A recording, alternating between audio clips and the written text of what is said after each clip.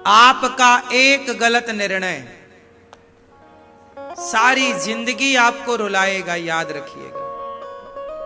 और आपका एक सही निर्णय सारी जिंदगी आपको खुश रखेगा। प्रार्थना करो आप सबसे, कभी ऐसा कोई गलत निर्णय मत लेना जो आपकी गलती से आपके परिवार को भी भोगना पड़े। अब ये भाग गई, अब उसके पति की क्या स्थिति होगी? उसके पति के लोग, उसके दोस्त मजे ले रहे हैं, यार तेरी तो पत्नी भाग गई। अब सोचो वो जहां जाता होगा लोग उसका तो मजाक उड़ाते होंगे। तुम तो अपना मजे ले रही हो, वो भी मजा 6 महीने में तुम्हारा पेट भर गया, आ गई अक्कल तुम्हें। लेकिन तुम्हारा पति, उसका क्या दोस्त था? अब वो जहां जाएगा लोग उसको ताने मारेंगे। तुम्हारे बच्चे छोटे से जब बड़े होंगे तो उन बच्चों को भी लोग कहेंगे अरे तेरी मां तो भाग गई थी। क्या गुजरेगी उन बच्चों पर? कैसे सुन पाएंगे वो ये सब? आप समझते नहीं हैं कि आप एक व्यक्ति के होने से, आपके एक व्यक्ति के गलत या सही करने से आपका पूरा परिवार जुड़ा रहता है। आपकी एक गलती आपके मां बाप को रुला सकती है। आपकी एक गलती आपके समाज में, आपके गलती से आपके समाज को प्रभावित कर सकती है। आपके गांव को, आपकी गली को, आपके मोहल्ले को, आपके राज्य को, आपके देश को प्रभावित कर सकती है आपकी एक गलती। थोड़ा अपने इस चमड़ी पर कंट्रोल करो।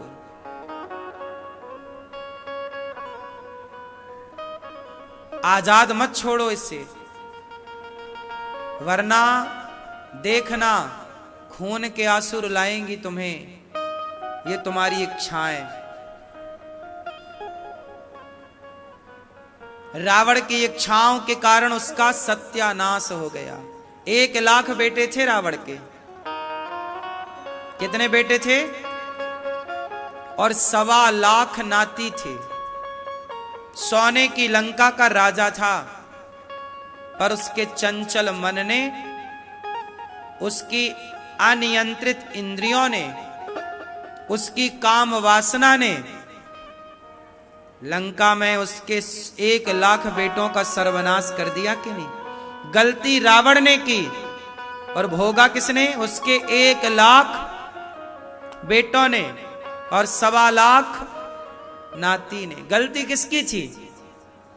क्या गलती 1.25 लाख लोगों की थी? क्या गलती 1 लाख लोगों की थी? उत्तर दो। गलती सिर्फ एक रावण की थी, लेकिन दंड किसे मिला? रावण के पूरे परिवार को, पूरे वंश को। इसलिए कोई ऐसी गलती ना करो कि आपकी गलती की सजा आपके पूरे परिवार को मिले।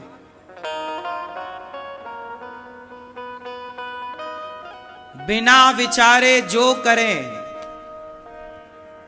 सो पाछे पछताएं, और काम बिगाड़ें आपनो जग में होत हंसाएं। कोई भी काम करो 100 बार सोचो और 100 बार लोगों से सलाह लो, और उस सलाह में आपके अपनों की सलाह होनी चाहिए। कुछ सलाह गैरों की तो कुछ ज्यादा सलाह अपनों की। कोई भी काम तुरंत ना करो कि मन में आया कर दिया, नहीं।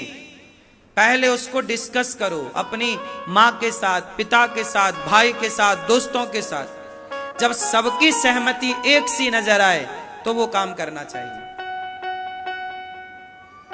क्या कहते हैं आप लोग? बात सही है या गलत है? यदि आप सबकी सहमति से कार्य करेंगे तो आप कभी गलत नहीं होंगे। आप उसमें आप ये भी देख सकते हैं कि कई बार क्या होता है कि आप बिजनेस करना चाहते हैं, कोई बड़ा सोच रखते हैं अपने फ्यूचर के लिए, आपके माँ बाप बोलते नहीं बेटा इसमें नुकसान हो सकता, मत कर। तो फिर भी आप करते हैं, रिस्क लेते हैं, ठीक है, वो अपना सेल्फ डिपेंड डिसीजन ठीक है। लेकिन मैं और निर्णयों की बात कर रहा हूं। एक बार विचार कर लीजिए, किसी औरत के संग भागने से पहले, किसी मर्द के संग भागने से पहले एक बार मेरी सलाह जरूर ले लो। किसी के संग भागने का तुम्हारा भी प्लान है तो मेरे से डिस्कस कर लेना।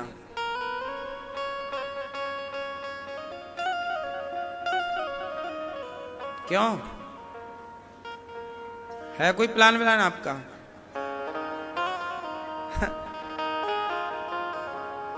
ये कह रहा कि आपका कोई ऐसा प्लान है? नहीं, भागना तो नहीं है। और आप, शादी हो गई? ठीक है, अब तो नहीं जाना कहीं? कभी मन वन हो तो हमसे आके मिल लेना।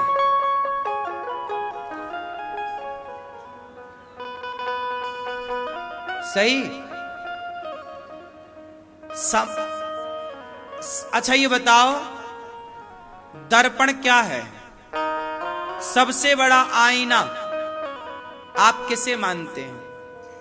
आप बताओ, सबसे बड़ा आईना, दर्पण, मिरर क्या है? हा? हम सबका सबसे बड़ा आईना क्या है? दर्पण क्या है? हम सबका सबसे बड़ा आईना आप बताओ।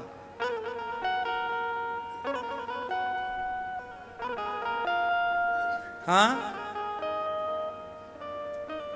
बैठे बैठे सबको उत्तर देना है।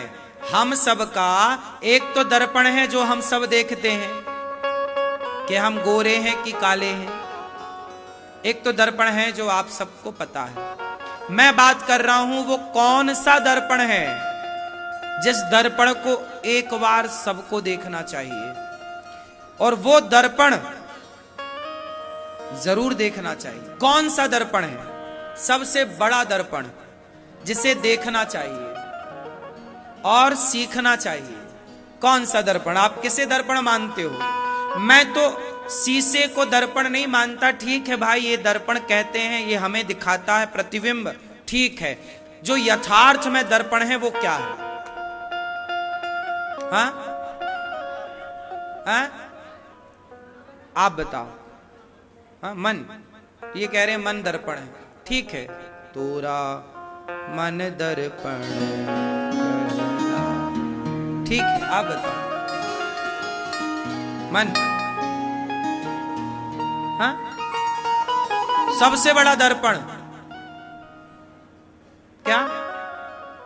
पीछे वाली मैया सबसे बड़ा दर्पण। यही आपको याद होना चाहिए। यदि ये बातें याद कर लोगे तो कभी फिसलोगे नहीं। सुनो, अब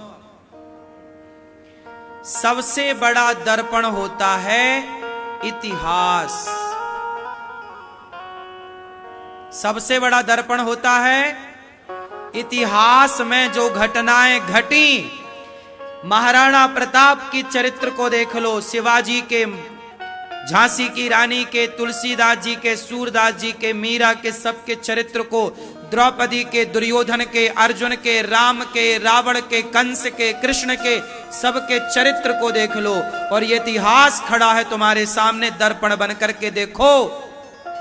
दुर्योधन ने गलत किया था तो क्या हुआ, देख लो दर्पण में, पूरा तुम्हारे को हिस्ट्री नजर आएगी। ये दर्पण तो तुम्हें दिखा सकता है, पर इतिहास ऐसा दर्पण है जो तुम्हारे 100 साल बाद को भी दिखा सकता है। हाँ या ना? इसलिए मेरे दोस्तों, मेरी मां, मेरी बहनों, इतिहास पढ़ना सीखिए और पढ़ो ना, उससे सीखो कि महाराणा प्रताप ने कहां गलती की, क्यों हल्दी घाटी से उन्हें कहां जाना पड़ा, पृथ्वीराज चौहान ने क्या गलती की, वो गलती ना करते। अब हम में वो समय है, कहीं हम भी वही गलती तो नहीं कर रहे हैं?